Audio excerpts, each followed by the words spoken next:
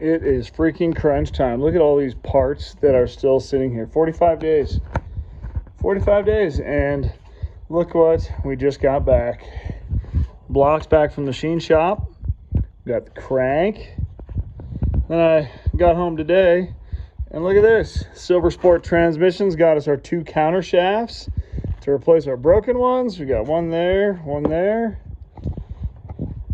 Also got our cam, rods and pistons. Oh man.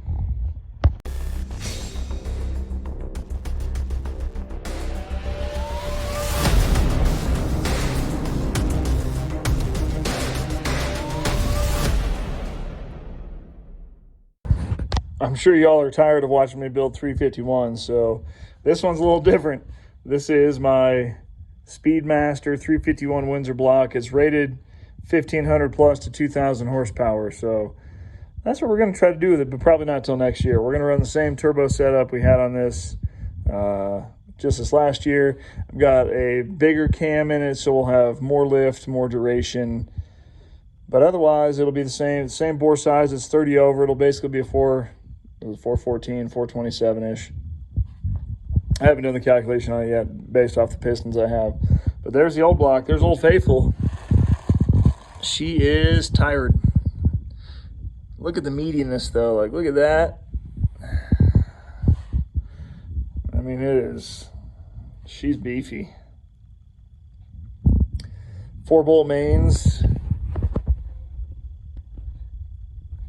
So I've got the crank in and the cam in, and I've got everything's all. I checked all my clearances there, made sure everything's good on the crank, so that's good to go.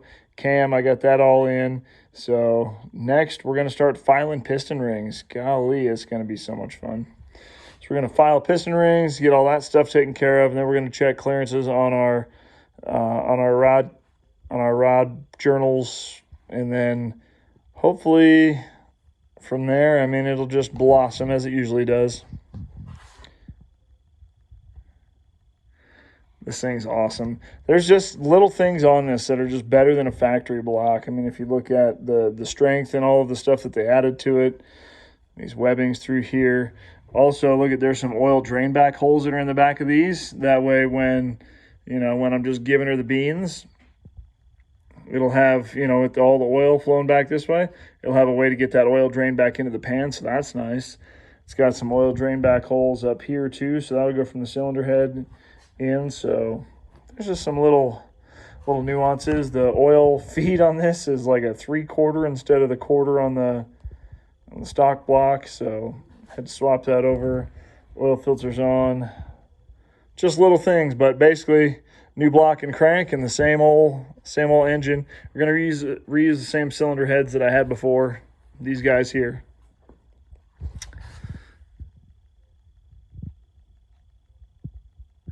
The reason I'm going to reuse those is mainly because I can't afford new cylinder heads. Had to break the bank on that block and machine work on it, so, and the crank, but we'll probably do new cylinder heads next year when I do the other turbo. For now, we've got to try to get this all done and then all that transmission stuff done so that we can stuff it in here and test all the rewiring we did. Yeah. Well, I think today is my birthday. Either that or my wife really loves me because she surprised me with a new set of cylinder heads. Oh my gosh. Yep, it's an AFR Renegade 220. I think we're going to make this thing bad to the bone this year. We were using these guys here. And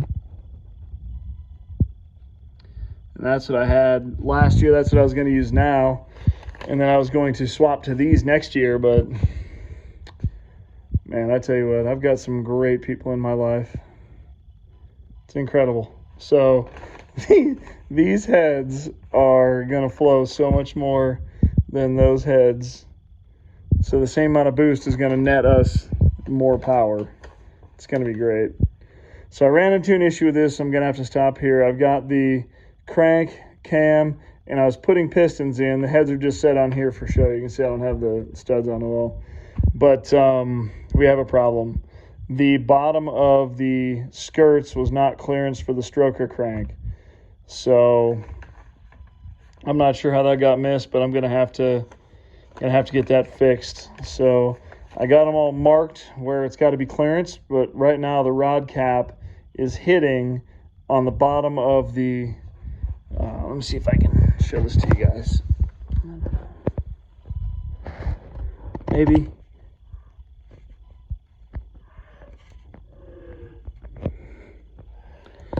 It's right there.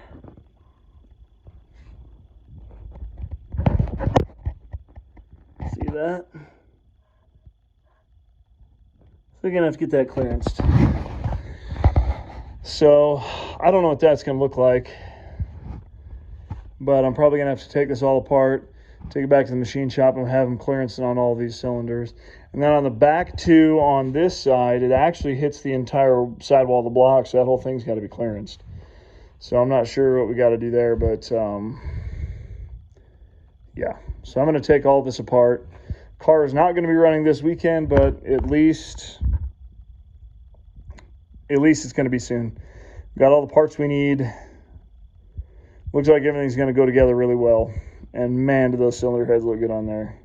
I've got to get a different gasket for here because this calls for a special gasket with these heads. And then the exhaust ports are moved up a little bit from the factory ones, so I'll probably have to do a little bit of work on the turbo kit once I get it all back together, but should be good there. So my job for the rest of the weekend is going to be getting my transmissions fixed. As you know, oops.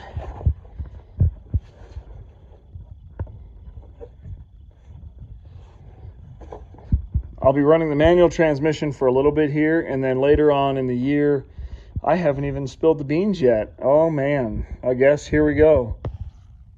So for right now, I'm going to be running these manual transmissions because I don't have an option. But I guess I can tell you, I purchased a TH400 from Jake's Performance that's capable of handling about 2,000 horsepower.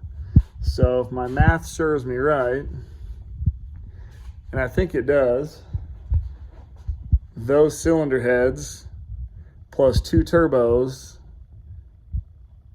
might be right around there. So we're gonna get pretty serious here pretty soon. So this setup with one of the turbos that I've got should easily make 1,000 at the wheels, but we're gonna have to turn it down until we get the TH400 because the TKX can't handle that much. We'll be able to start the season on the TKX, and then we'll transition to the TH400 in probably the middle of July when we get that. So it's gonna be fun. This, I can't even, I love you guys. Time for bet for me. Drive fast, take chances. See you soon.